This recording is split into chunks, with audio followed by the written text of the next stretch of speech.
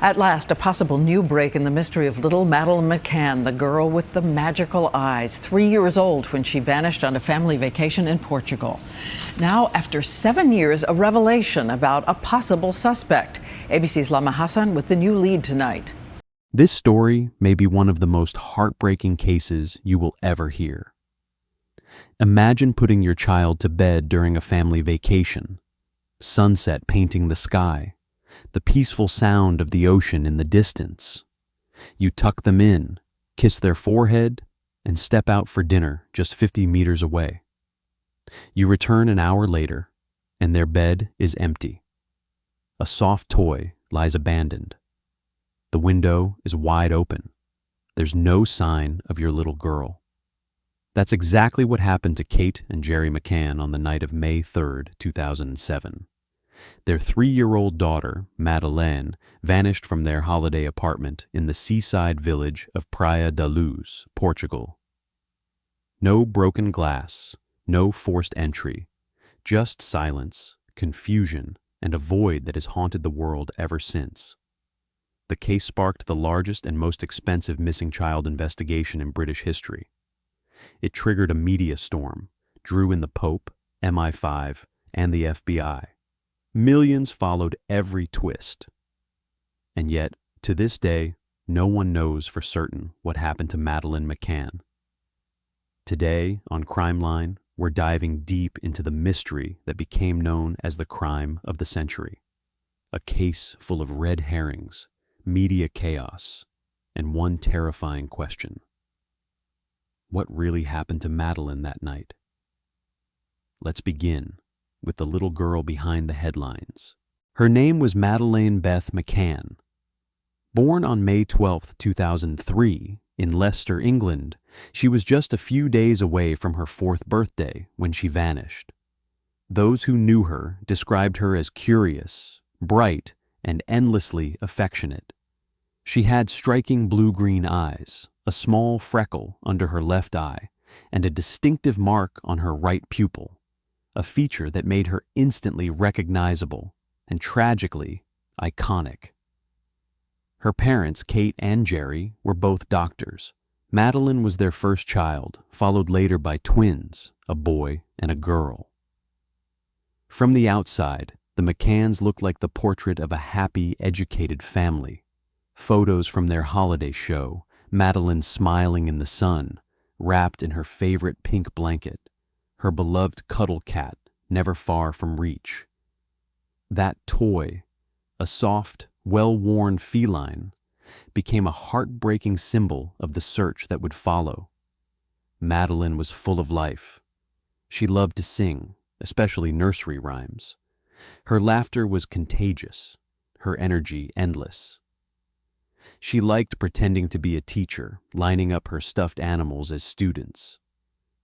She was gentle with her siblings, often offering them snacks before taking one for herself. There was a tenderness to her that made her absence all the more jarring, like a vibrant light suddenly snuffed out. That spring of 2007, Madeleine was excited about their trip to Portugal, the beach, the warm air, the fun with other children.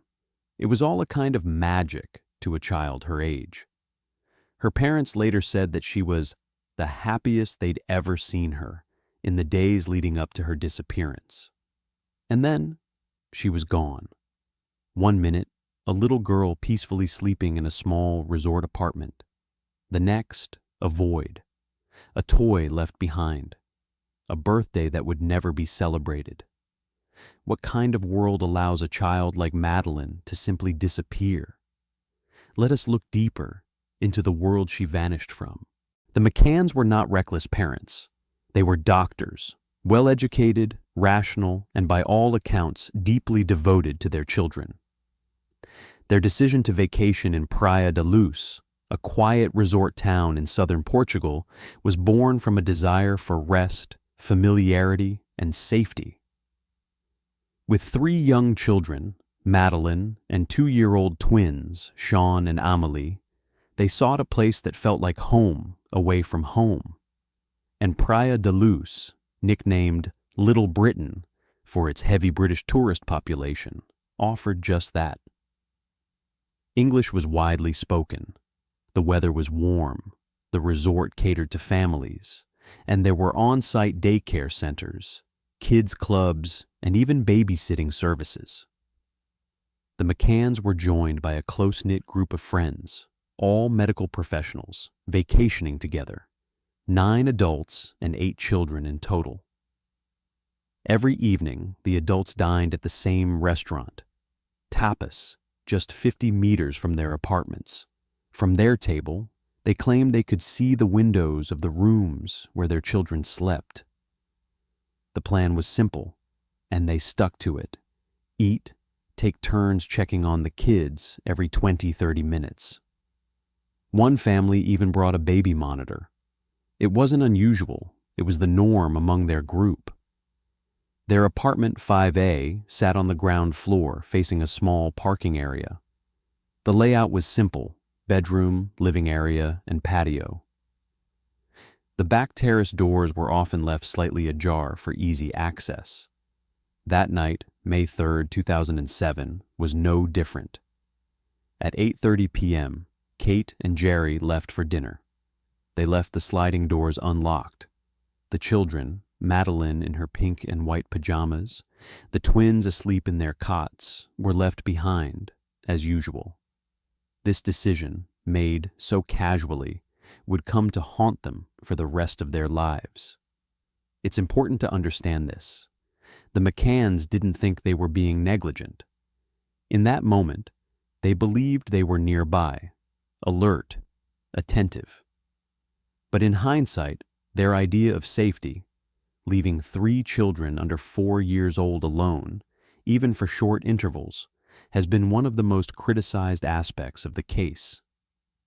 And as the night progressed, something unthinkable would happen within those walls. What really took place inside apartment 5A that night? The next part reveals the chilling timeline of events. It was around 8:30 p.m. when Kate and Jerry McCann left their 3 children alone in the apartment and headed to the Tapas restaurant to join their friends. The group had made a routine of it, checking on their sleeping kids every half hour, rotating turns like clockwork. At 9:05 p.m., Jerry walked back to the apartment for his check. He found the children seemingly fine, Madeleine asleep, the twins undisturbed. Yet something unsettled him. The bedroom door, which he was certain had been left slightly open, was now wide. He pushed it back to its original position, thought little of it, and returned to dinner. 25 minutes later, their friend Matthew Oldfield offered to check on the McCann children during his own round. He didn't enter fully, just listened at the doorway. All seemed quiet. He later admitted he wasn't sure if he had actually seen Madeleine in her bed. Then, at 10:00 p.m., Kate went to check for herself. She entered through the sliding patio door. Immediately, she noticed something was wrong. The bedroom door was wide open again. As she approached, it slammed shut, as if pushed by a sudden draft. When she opened it, what she saw would forever change her life. The window above Madeleine's bed was wide open. The shutter had been lifted. The twins were still asleep, but Madeleine's bed, empty. Her beloved stuffed animal, Cuddle Cat, lay beside her pillow. The child was gone. Panic surged. Kate ran back to the restaurant, shouting, "They've taken her!" Within minutes, the resort was in chaos. Staff, guests, and friends began searching every corridor, stairwell, and beach path. By dawn, there was still no trace of the little girl, and crucial minutes, perhaps hours, had already slipped away. What happened in that brief window of time? Who could have entered a family's private space, taken a sleeping child from her bed, and vanished without a sound? Was it a crime of opportunity? Or something far more planned? Theories would swirl for years. But on that night, there was only confusion, terror, and one haunting certainty. Madeleine McCann was gone. Now the question turned to the world outside that apartment. How would investigators respond? And would justice ever be found? From the very beginning, the investigation was riddled with missteps. Portuguese police arrived at the McCann's apartment within hours of Madeleine's disappearance. But by then, the scene had already been contaminated. Friends, hotel staff, and even guests had walked in and out during the frantic search. No perimeter had been secured. No fingerprints were taken promptly, and perhaps most critically, border officials weren't alerted until the next day, allowing any possible abductor to vanish across national lines undetected. As media frenzy exploded across Europe, so did frustration. The McCanns, desperate and heartbroken, began making public appeals. They met with the Pope. They launched the Madeleine Fund, which raised over $2 million in less than a year. They hired private investigators. They held press conferences and TV interviews across continents. But while the world was searching, the investigation at home took a darker turn. In a shocking twist, Portuguese police began to suspect Kate and Jerry themselves. 4 months into the case, authorities floated a theory. Madeleine had been accidentally overdosed with a sedative and died in the apartment. Her parents, fearful of losing everything, allegedly hid the body and staged a fake kidnapping. The theory leaned heavily on the findings of 2 British sniffer dogs, one trained to detect blood, the other the scent of human decomposition. Both dogs had reacted inside the McCann's apartment, and even in the rental car they used weeks after the disappearance. Hair samples and fabric fragments from the vehicle further fueled suspicion, but the DNA tests were inconclusive. Forensic experts stated that the evidence wasn't strong enough to make any direct accusation. Still, the damage to the McCann's reputation was immense. Meanwhile, other suspects came and went. One man, Robert Murat, who lived nearby, was hounded by the press as the prime suspect, but was later cleared and won lawsuits against several British tabloids for defamation. Years passed. Leads dried up, and then, in 2011, the British government launched a new investigation, Operation Grange. Scotland Yard poured millions into reviewing evidence and chasing new leads. Detectives combed through thousands of witness statements, phone records, and tips. In 2020, investigators in Germany made a bombshell announcement. They had a new suspect. Christian Brückner, a convicted child sex offender who had lived in Praia da Luz at the time, was now the prime focus. According to prosecutors, Brückner had made disturbing comments about doing something terrible in the area the very night Madeleine disappeared. Evidence linked him to the region. He was already imprisoned for unrelated crimes. But now the spotlight turned to him. Yet even with this breakthrough, no formal charges were filed. No trial for Madeleine. No definitive answers. And in 2024, Brückner was acquitted of other sexual charges in Germany, while the investigation into Madeleine's case remained open but stalled. 17 years after her disappearance, the most expensive missing child case in British history was still unsolved. A girl vanished, and justice, it seemed, was still out of reach. But the world was watching, and the world was not silent. From the moment the news broke, the disappearance of Madeleine McCann became more than just a family's tragedy. It became a global obsession. The media coverage was relentless. Madeleine's face, her soft blonde hair, her wide eyes, the mark in her right iris, became instantly recognizable across the world. Her image was splashed across posters, front pages, and billboards in dozens of countries. For many, she became the symbol of every parent's worst nightmare. But with fame came fury. The McCanns were praised by some for refusing to stay silent, for keeping their daughter's face in the public eye, for challenging the system. But others questioned their parenting. Online forums speculated endlessly, often cruelly. The couple was vilified, especially after Portuguese authorities named them formal suspects, arguidos, even without hard evidence. Then came the documentaries, the tabloid rumors, the conspiracy theories. Some said they were complicit. Others insisted the police were covering up something far worse. At the height of it all, the family found themselves fighting not only for their daughter, but for their dignity. Still, there were signs of hope. Over 60 million people visited the Find Madeleine website. The Madeleine Fund drew millions in donations from celebrities and strangers alike. Supporters wrote letters, sent gifts, and prayed for her safe return. And yet, anger simmered beneath the surface, particularly over the use of public funds.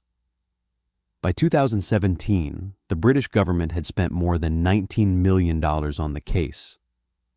Critics questioned the cost. Why so much for one child? Why not for the thousands of other missing children, without names the world recognized?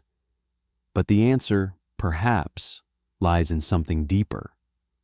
Because in Madeleine's story, people saw something familiar.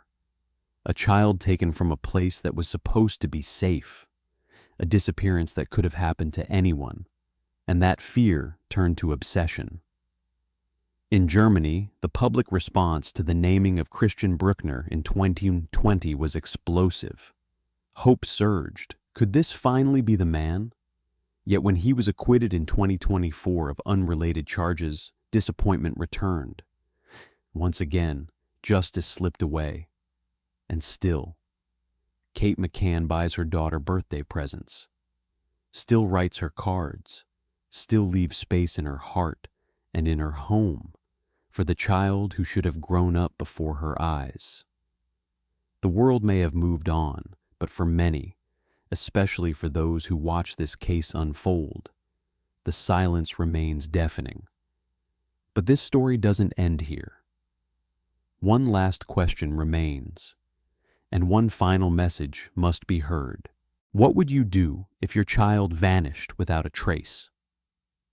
If one evening they were tucked into bed, and by the time you returned, their voice was gone, their body missing, their future stolen, leaving behind only a toy, a memory, a question that would never let you sleep again.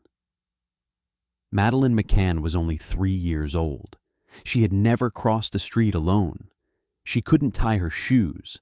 She didn't understand fear in the way adults do. But someone did.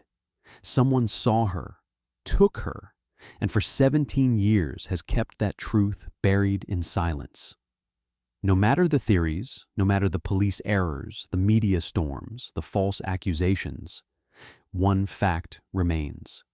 A little girl disappeared, and no one has been held accountable. If Madeleine is alive today, she would be 21 years old, a young woman possibly unaware of her past, or living with scars no one can see. If she is not, then she deserves peace, and her family deserves answers. This story is not just about a missing child. It's about every child who vanishes unnoticed, every parent left without closure, every failure of a system meant to protect the innocent. So what can we do? We can refuse to forget. We can demand better investigations, louder alerts, stronger protections. We can share her story, not for spectacle, but for remembrance.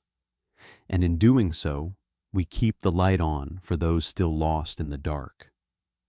Because somewhere, someone knows what happened. And until that truth comes forward, we will keep asking over and over again, where is Madeleine McCann?